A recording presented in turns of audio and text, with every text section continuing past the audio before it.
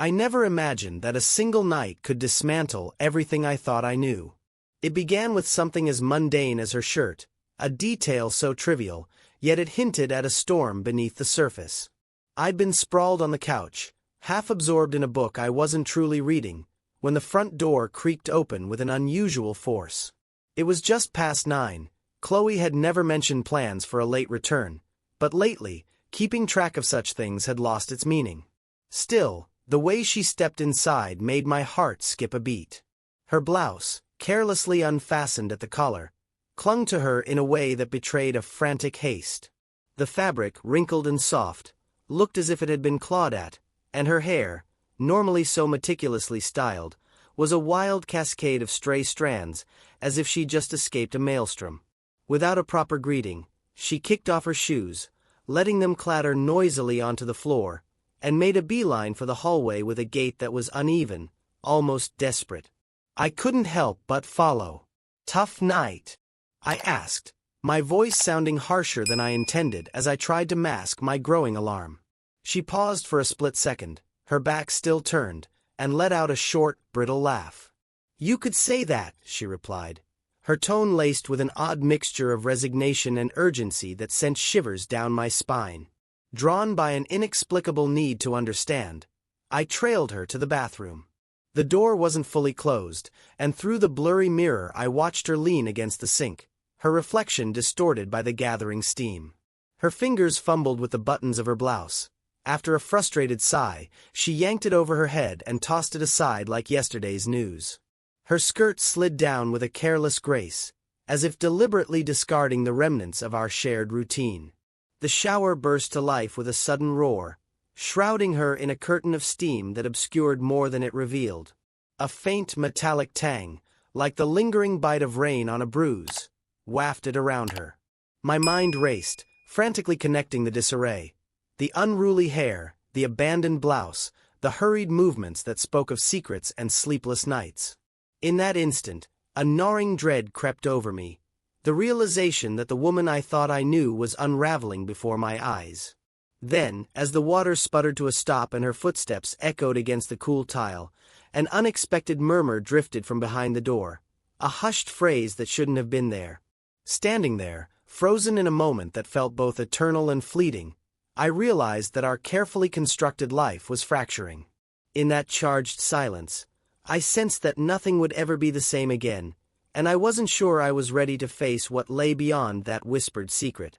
Time seemed to warp as I sat there, frozen in a moment that stretched far beyond the 20 minutes the clock claimed had passed. The living room was eerily silent except for the persistent low hum of the bathroom fan, a reminder that nothing was quite as it should be. I couldn't shake the memory of her entrance.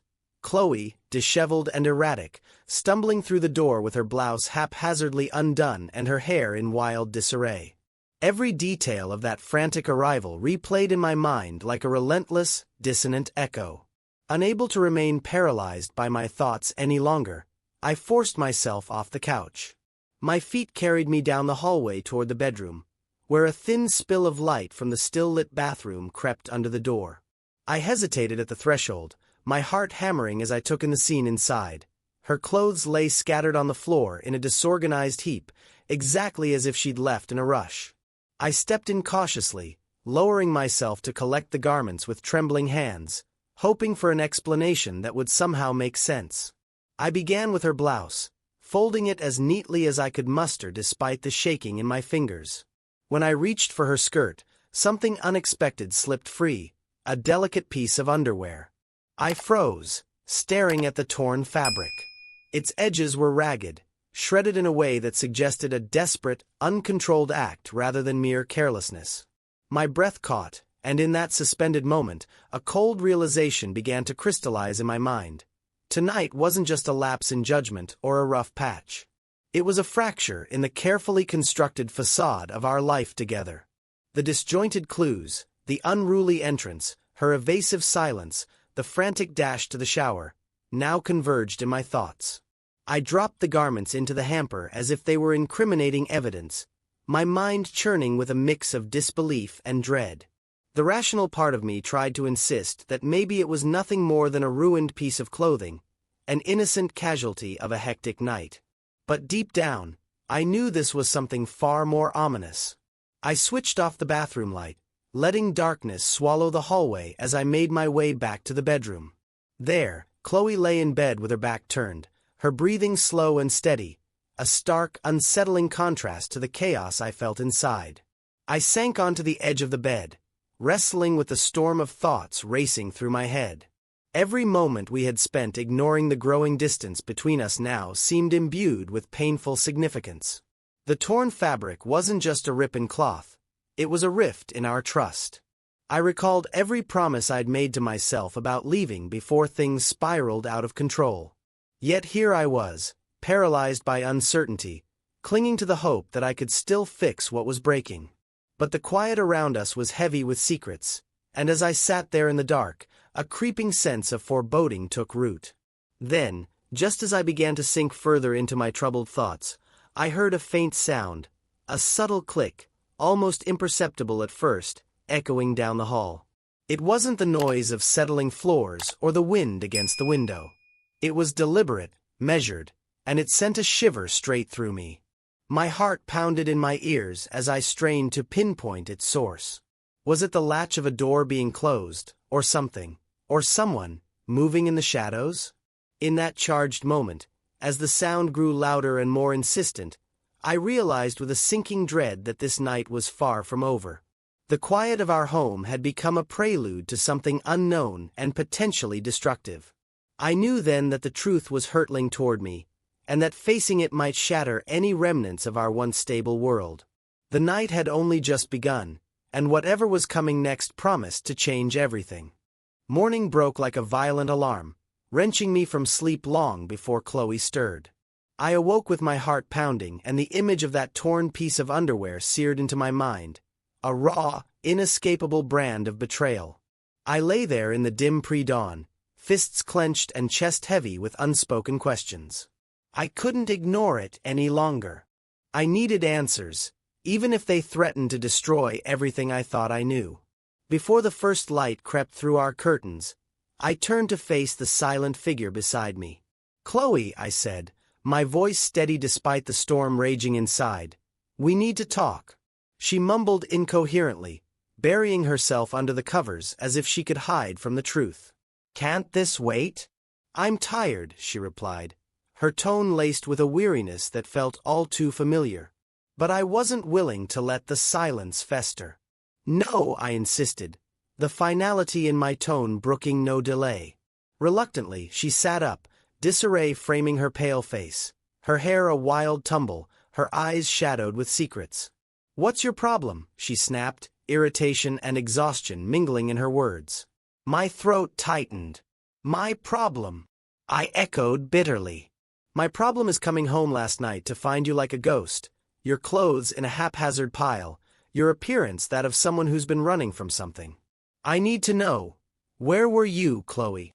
For a heartbeat, her eyes flickered with something unreadable before hardening into cool resolve. "I was at the bar," she said flatly, as though that simple statement could erase every doubt. "The bar," I repeated, incredulity lacing each syllable. "You went to the bar, again? We've had this conversation, haven't we? I nearly left you before because of your endless drinking, believing one day you'd get a grip. And now, after everything, you come home in shambles." She folded her arms, her posture defiant. "And what exactly does that mean to you?" she challenged, her tone as cold as the early morning chill. Unable to contain the torrent of emotions, I began pacing, my thoughts spinning out of control. "It means," I managed, my voice rising despite my efforts to remain calm, "that I found something last night. Your underwear, torn apart as if ripped away by someone desperate." My words faltered, heavy with accusation and pain. A bitter laugh escaped her lips, devoid of humor. "So that's what we're focusing on," she said, her tone dismissive yet laced with a hint of something darker. "Exactly," I snapped, turning sharply to face her. "Explain it to me, Chloe. Why was it ripped like that? Why does it look like someone forced their way in?" Without pausing, she rose and moved to the dresser. With deliberate calm, She withdrew a fresh shirt and said, "Maybe because someone did." Her tone was casual, as if discussing the weather rather than the crumbling of our lives. "Maybe there was someone who needed it more than you." Her words slammed into me like a tidal wave. I staggered, my pulse roaring in my ears. "What are you saying?" I whispered, the room spinning as I tried to grasp the magnitude of her confession. She shrugged, methodically buttoning the new shirt as if performing a mundane task. "I'm saying what you already suspect. Yes, Connor, I cheated on you.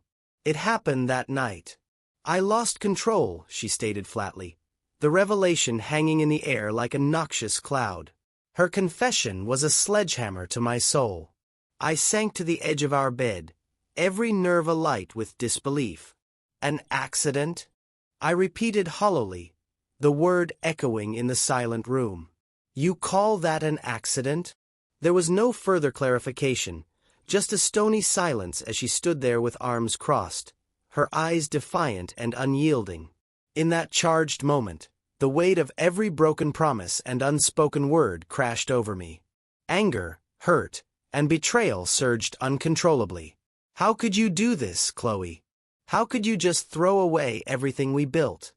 I shouted, my voice cracking under the strain of raw emotion. "I stayed with you through everything, through every mess and every mistake. And now, this is your repayment." Her eyes flashed coldly. "I never asked you to stay. You made your choice, Connor. That's on you." Every word she uttered felt like a knife twisting deeper into my heart. With a trembling voice that barely held together, I managed to say, "Pack your things." For a long, agonizing moment, she stared at me as if trying to comprehend the finality in my tone. "What?" she whispered, disbelief mingling with sorrow. "Pack your things," I repeated firmly, my words sealing our fate. "I want you out of this house. Today. Now." Each syllable was a death knell to our shared past. Her face flickered between shock and resigned determination. Slowly, she nodded, her voice a clipped monotone as she replied, "Fine.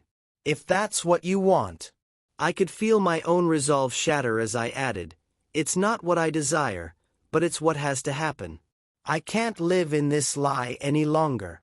The room felt unbearably cold as I watched her begin methodically packing her few belongings, each item a painful reminder of the life we once shared. Just as the silence threatened to suffocate the remnants of our conversation, a sharp, insistent knock at the front door shattered the oppressive quiet. My heart seized, and I glanced at Chloe. In her eyes, for the first time, I saw a mixture of fear and something unspoken, perhaps regret, perhaps resolve. The knock came again, louder this time, its rhythmic pulse echoing in the hollow space of our ruined home. In that moment, everything paused. The fury and grief seemed to merge into a singular, inexplicable dread. Who could be here, now, when our lives were already spiraling out of control? As the knock reverberated through the room, I felt an icy certainty that this intrusion was more than a random visitor. It was as if fate itself had come knocking, demanding a reckoning. With hesitant steps, I approached the door, my hand trembling as it reached for the knob. The corridor beyond felt charged with an eerie tension, every sound amplified by the silence that followed. Before I could stop myself, I opened the door to reveal a stranger standing in the pale light of dawn. Their gaze was piercing and unsettling, carrying an unspoken message that struck me to my core. For a moment, time seemed to stand still as I confronted this unexpected presence. The stranger's eyes bore into mine, and in that look, I sensed a depth of knowledge that hinted at secrets far darker than a simple betrayal. As I stood there, caught between the remnants of our shattered marriage and the ominous new threat, a profound realization hit me. This morning was not just the beginning of the end, it was the prelude to something far more sinister. The stranger took a deliberate step forward, and as the air thickened with unspoken promises of revelation and ruin, I wondered if I was ready to face the true cost of betrayal. The knock had been a signal, a final, chilling reminder that sometimes the truth comes not just in confessions, but in the unexpected arrival of those who hold the key to a future we never imagined. And as I locked eyes with the visitor, I knew our lives were about to be irreversibly altered. The moment Chloe's footsteps faded and the front door slammed behind her, it felt as though a loaded gun had been discharged in the dead silence of our home. I stood rooted in the living room, arms folded and jaw locked so tight it throbbed, as if each beat of my heart were trying to hammer the betrayal into my soul. She had departed without a single word, her bag swinging carelessly over her shoulder, her head held high as if daring me to believe that nothing in our shattered life had changed. In that split second, the atmosphere shifted palpably. The absence of her presence weighed on me like a physical force. I remained motionless, staring at the door long after it had closed, waiting for any sign, anger, relief, despair, to crash over me. Instead, all that settled in was an overwhelming emptiness. Hours later, when dusk bled into night and the room was cloaked in deep shadows, I finally sank onto the couch. The space felt cavernous without her, and every minute stretch of silence was a brutal reminder of what had been lost.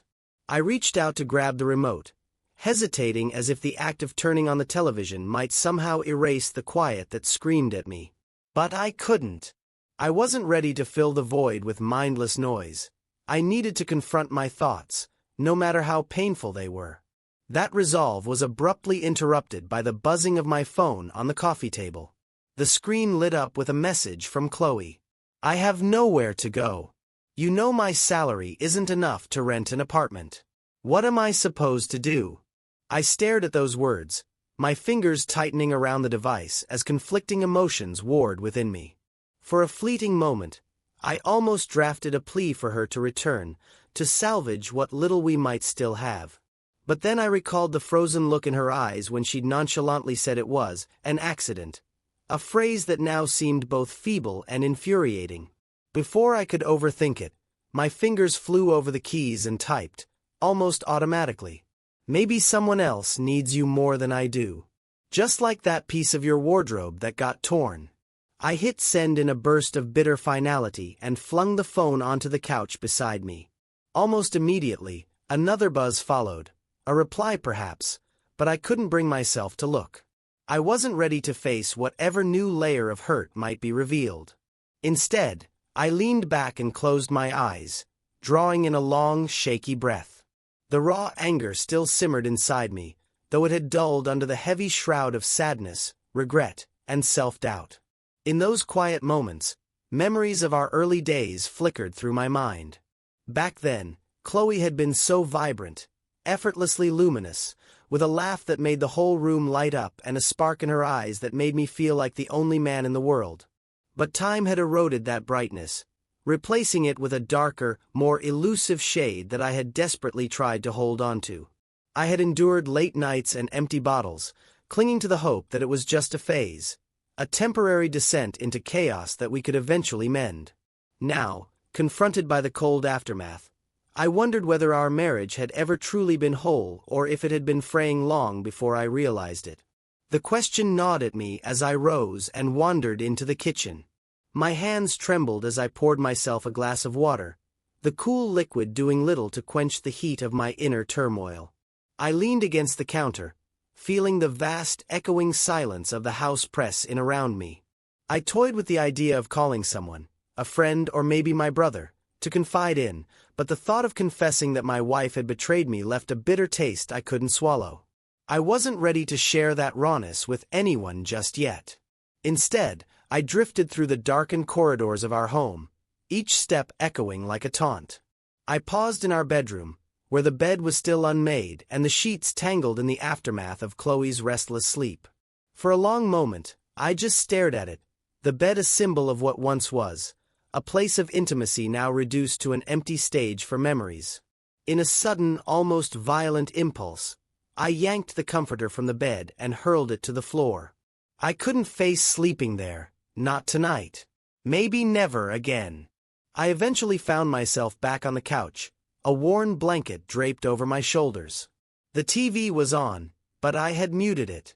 Instead, I watched as the flickering images cast eerie, shifting shadows on the walls. In that unstable light, every corner of the room seemed to whisper secrets and sorrows, fueling my restless mind. I contemplated the road ahead, the inevitable divorce papers, the painful division of our shared life, and the inevitable questions from friends and family about how everything had unraveled so completely. The mere thought churned my stomach, yet beneath the anxiety was a tiny ember, a fragile, almost imperceptible glimmer of hope that perhaps I could rebuild a life without the constant sting of betrayal. But even that slim hope was tainted by the scars Chloe had left behind. Scars forged by betrayal, broken promises, and years spent patching a life that was irreparably fractured. I knew deep down that healing wouldn't come overnight, that the wounds would linger like shadows that refused to fade, no matter how bright the dawn. I closed my eyes once more, feeling the weight of everything pressed down on me until I could barely breathe. The silence in the house was oppressive, each minute stretching into an eternity of loneliness. Yet, just as I began to surrender to the solitude, a subtle detail caught my eye, a detail that froze me mid-thought.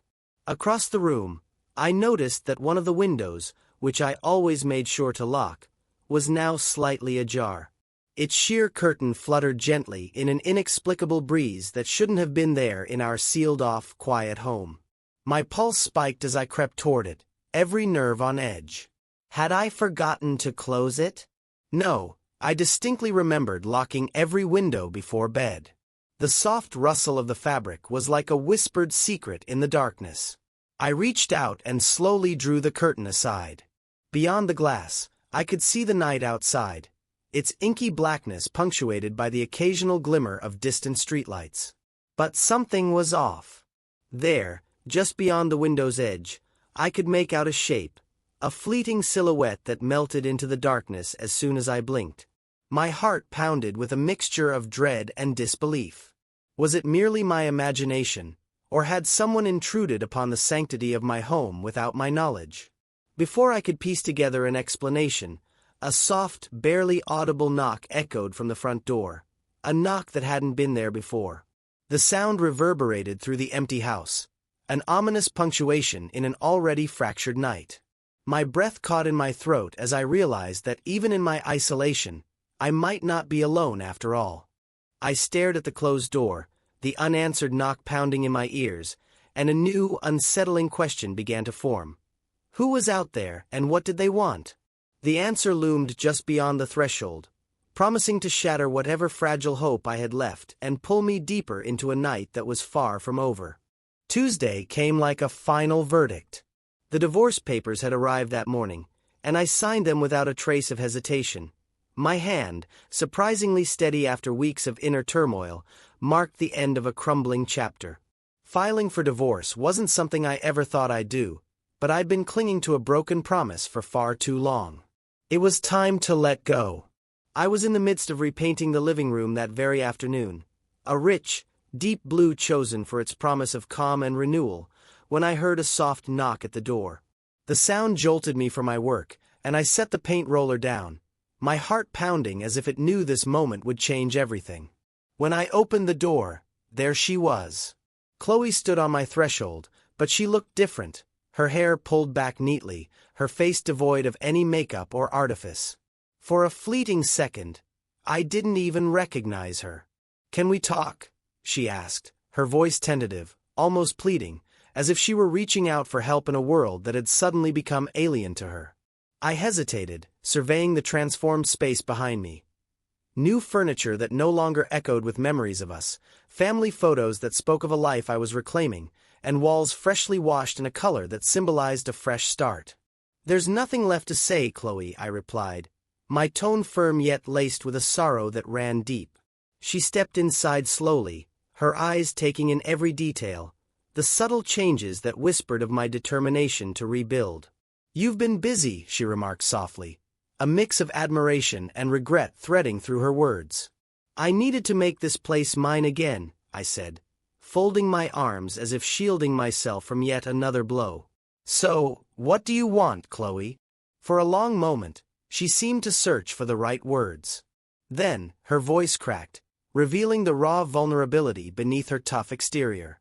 "I made a mistake," she confessed, each syllable heavy with remorse. "A huge mistake. I'm sorry, Connor.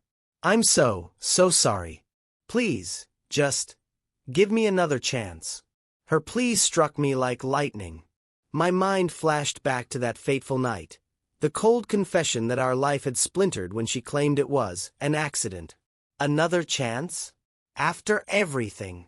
I demanded, my voice rising as the anger and hurt surged within me. After you looked me in the eye and said it was just an accident? She flinched visibly but did not retreat. Instead, she stepped closer, her eyes glistening with unshed tears.